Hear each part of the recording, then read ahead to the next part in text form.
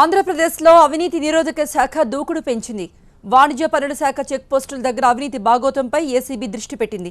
Commercial tax department check పోస్టులపై మెరుపు దాడులు చేసింది. దీని ద్వారా అధికారులు వసూళ్లకు పాల్పడుతున్నట్టు గుర్తించింది. భారీ మొత్తంలో నగదు స్వాధీనం చేసుకున్న ఏసీబీ పలువురిని అదుపులోకి తీసుకుంది.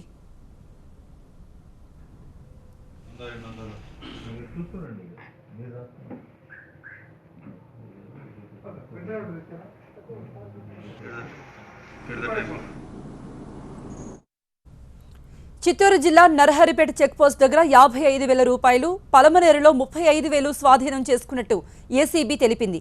2 వ్యక్తులను అదుపులోకి తీసుకుంది. అటు అనంతపురం జిల్లా కొడికొండ చెక్ పోస్టులో సోదాలు నిర్వహించిన ఏసీబీ అధికారులు 15,000 నగదును సీజ్ చేశారు. 2 అదుపులోకి తీసుకున్నారు.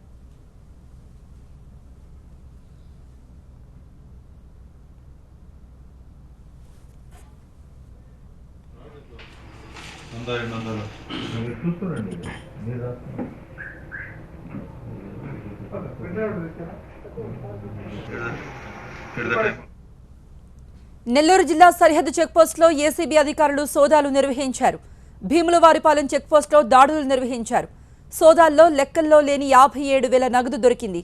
అక్రమంగా డబ్బులు వసూలు చేస్తున్న 3 ప్రైవేటు వ్యక్తులను పోలీసులు అరెస్ట్ చేశారు. వారి నుండి నగదు స్వాధీనం చేసుకున్నారు. అధికారులు తమ చేతికి మట్టంటకుండా బయటి వ్యక్తులను నియమించుకుని వసూళ్లకు పాల్పడుతున్నట్టు ఏసీబీ గుర్తించింది.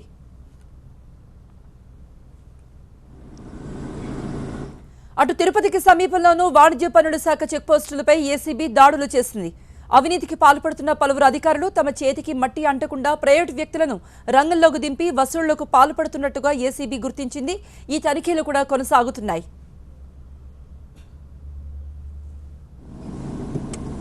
పోతున్నాడు చాలా